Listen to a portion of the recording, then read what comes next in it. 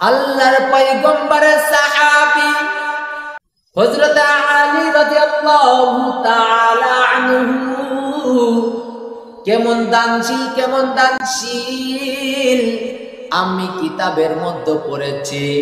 একদিন হযরত আলী রাদিয়াল্লাহু তাআলা আনহু কালেমার দাওয়াত দিয়ে নিজ ঘরে চলে আসলেন। নিজ ঘরের সামনে দাঁড়াইয়া দরজার মধ্যে একটা টোকা দিয়েছে, দরজা খোলা পাই না। দ্বিতীয় টুক দিয়েছে, দরজা খোলা পাই না। তৃতীয় টুক দিয়েছে, দরজা খোলা পাই না। চতুর্থ টুক দেওয়ার সাথে সাথে হযরতে ফাতেমা রাদিয়াল্লাহু তাআলা আনহা ঘরে দরজা খুলে দিয়েছেন। আলী ঘরের মধ্যে যাইয়া বলে, ও ফাতেমা, ওগো আমার বিবি, তুমি তো আমি ঘরে একটা দরজায় টুক দিতে দেরি করি, তুমি দরজা খুলতে দেরি করো না, কিন্তু আজ কি হইল? একবার নয়, দুইবার নয়, তিনবার দিয়েছি, চারবারের মাথায় দরজা খুলছো, কি ব্যাপার, কি হইছে?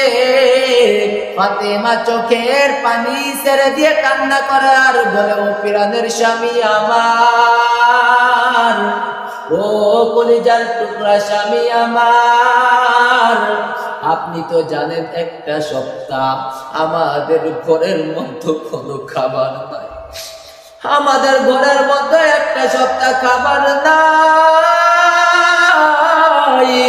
আমি না খাইতে খাইতে আমি অসুস্থ হয়ে গেছি গো স্বামী, আপনি আমাকে মাফ করে দেন। আপনার ঘরের দরজা খুলতে আমি দেরি করে ফেলেছি, আপনি নারাজ হয়েন না। আলীও কাঁদে, ফাতেমাও কাঁদে, স্ত্রী অসুস্থ, পকেটে কোনো টাকা নাই, পকেটের মধ্যে হাত দিয়া দেখে কোনো পয়সাও নাই, পকেটে কোনো টাকা নাই, ঘরের মধ্যে কোনো টাকা নাই। কেমন করে কি খানা নিয়ে আসবে, কেমন করে খাবার কিনে নিয়ে আসবে?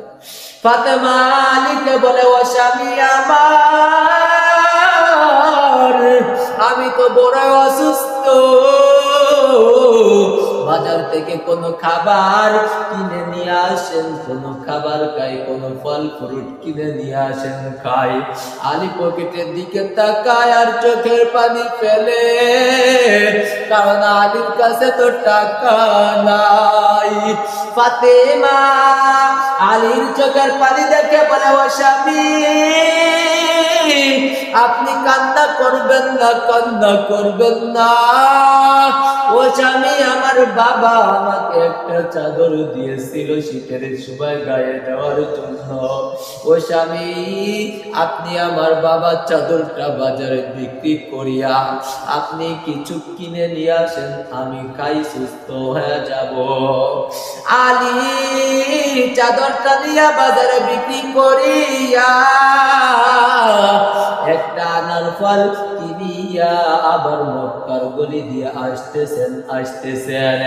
আসার পরে আসমান থেকে ফেরেশতারা বলা বলি করে, ও ফেরেশতা, তুমি দেখো জমিনের মধ্যে সাহাবীরা কত ভালো, সাহাবীদের কাছে টাকা থাকলেও দান করে, না থাকলেও দান করে, খাইতে পারলেও দান করে, না খাইতে পারলেও দান করে, তাদের কাছে কোনো কিছু না থাকলেও তারা আল্লাহর নাম শুনলে কত খুশি হয়, কত খুশি হয়, নিজের জীবনটা বিলীন করে দেয়। সুবহানাল্লাহ।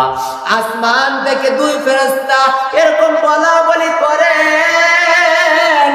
আমার আল্লাহ ফেরেশতাদেরকে বলে, ও ফেরেশতা, তোমরা দেখো আমার আলীর ঘর, আলীর ঘরের মধ্যে আলীর স্ত্রী অসুস্থ, তুমি তারপরেও তাকে যে পরীক্ষা করো, দেখো আলী ধৈর্য টিকে কিনা, দেখো আলী দান করে কিনা।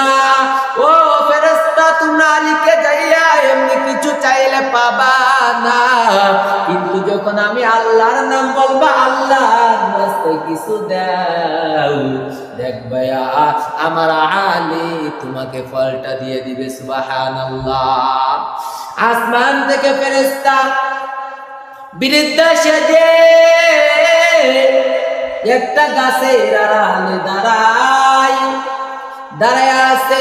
আলী মরুভূমির মধ্য দিয়ে আসতেছে, পাকা রাস্তা দিয়ে আসে। চাদরের নিচে আলী আনার ফলটা ঢাকিয়া নিয়ে আসতেছেন। আনার পরে হঠাৎ ওই বৃদ্ধার সাথে আলীর দেখা। বৃদ্ধার সাথে আলীর দেখা। বৃদ্ধা আলীকে সালাম দেয়। সালাম দিয়ার পরে বলে, ও আলী, আমি টানা একটা সপ্তাহ কিছু খাই না, তোমার কাছে যদি কিছু থাকে তুমি দাও। আলী মাথাটা নিচু করে আছে যে নিজের ঘরে তো অসুস্থ, নিজের বিবি অসুস্থ, তাকে দিয়া দিলে আমি আমার স্ত্রীকে কি দেব, স্ত্রীকে কি খাওয়াবো? আমার স্ত্রী তো বড়ই অসুস্থ, কি করি চিন্তায় পড়িয়া গেছে। ও আল্লাহর ফেরেশতা আলীকে ডাক দিয়া বলে, আলী, তুমি আল্লাহর রাস্তায় আমাকে কিছু দাও, আমি খাই, একটা সপ্তাহ খাইতে পারি না। যখন আল্লাহর নাম বলছে, আলী চাদরের নিচ থেকে আনার ফলটা বের করিয়া বলে, ও ভাই, তুমি এখান থেকে অর্ধেক ফল খাও আর অর্ধেক ফল আমাকে দাও। আমি বাসায় অর্ধেক ফল নিয়ে যাব। বাসায় না নিলে আমার স্ত্রী খাইতে পারবে না, স্ত্রী বড়ই অসুস্থ। ফেরেশতা অর্ধেক ফল খাই। ফল খাওয়ার পরে বলে, ও আলী, আল্লাহর রাস্তায় যদি আমাকে তুমি এইটুকু দিতা, পেটটা ভরতো, ভালোই লাগতো, খাইতে শান্তি পাইতাম। আলী বলে, তুমি যেহেতু আমার আল্লাহর নাম বলেছো, তুমি নাও, পুরোটাই খাও। পুরোটা খাওয়ার পরে আলী চিন্তায় পড়িয়া গেল আর আল্লাহকে ডাক দিয়া বলে, রে মালিক, আপনি আমার স্ত্রীর মন থেকে আনার ফলের কথা উঠায়া দেন। আমার স্ত্রীর অন্তরে যেন ফলের কোনো চাহিদা না থাকে, আমার স্ত্রী যেন কোনো ফলের কথা মনেও না আসে। আল্লাহর কাছে বলতে বলতে যাই আলী ঘরের দরজায় কুক দিতে দেরি, ঘরের দরজা খুলতে দেরি করে না। আল্লাহু আকবার। ঘরের দরজা খুলতে দেরি করে নাই। আলী বলে, ও স্ত্রী, তুমি তো অসুস্থ ছিলা, তুমি কেমন করে ঘরের দরজা খুললা? ঘরের দরজায় টুক দিতে দেরি, দরজা খুললা কেমন? ফাতেমা বলে, ও গো স্বামী আমার, আমার আল্লাহ চাইলে অসুস্থ রাখতে পারে, আমার আল্লাহ চাইলে সুস্থতাও দান করতে পারে। সুবহানাল্লাহ। এর নবীর উম্মতের দল, ও আলী আর ফাতেমা রাতে ঘরের দরজা আটকায়া ঘুমায়া আছে, শুয়ে ঘুমাবে ভাব। তখন হঠাৎ এক সাহাবী সালমান ফারসি ঘরের দরজায় এসে টুক দেয়। আলী বলে, কে এত রাতে কেন টুক দাও?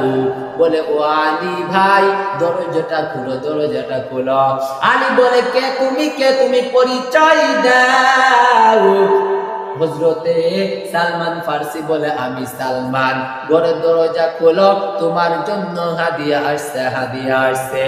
হযরতে আলী ঘরের দরজা খুলিয়া বলে, ও সালমান ফারসি ভাই, কি হাদিয়া নিয়ে আসছো? আর তোমার মাথায় কি? হযরতে সালমান ফারসি বলে, ঝুড়িটা ধরো, ঝুড়িটা মাথা থেকে নামাও, তারপরে বলতেছে। হযরত আলী রাদিয়াল্লাহু তাআলা আনহু হযরত সালমান ফারসির মাথা থেকে ঝুড়িটা নামায়া বলে, ভাই, এখানে তো অনেকগুলা আনার ফল, এগুলা কার? বলে, তোমার। বলে, কেমন করে আমার? বলে, এগুলা তোমার জন্য হাদিয়া পাঠিয়েছেন, তুমি হাদিয়াটা গ্রহণ করো। আলী বলে, আমার হাদিয়া নাকি? আমি চেক করে দেখি। বলে, কেমন করে চেক করবা? বলে, আমি গুইনা দেখি, 1 2 3 4 5 6 7 8 9, এরকম 9টা গুনার পরে হযরত আলী বলে, না এইটা আমার হাদিয়া না, আমার হাদিয়া না। সালমান ফারসি বলে, কেন তোমার হাদিয়া না? বলে, আমি যদি আল্লাহর রাস্তায় 1 টাকা দান করি আমার আল্লাহ 10 টাকা দিবে, আর আমি আল্লাহর রাস্তায় 1টা আনার ফল দান করেছি, দিলে আমার আল্লাহ আমাকে 10টা আনার ফল দিবে, আল্লাহ 9টা আনার ফল দিবে না। হযরত সালমান ফারসি চাদরের নিচ থেকে আনার ফলটা বের করিয়া হযরত আলীকে বলে, ও আলী, তোমার জন্য আমার আল্লাহ হাদিয়া পাঠিয়েছে, তোমার 10টা আনার ফল তুমি বুঝে নাও, আর তুমি এগুলা গ্রহণ করে তুমি তোমার স্ত্রীকে খাওয়াও, তুমিও খাও, কারণ আল্লাহ তোমার দানের প্রতি বড়ই খুশি হয়ে গেছে।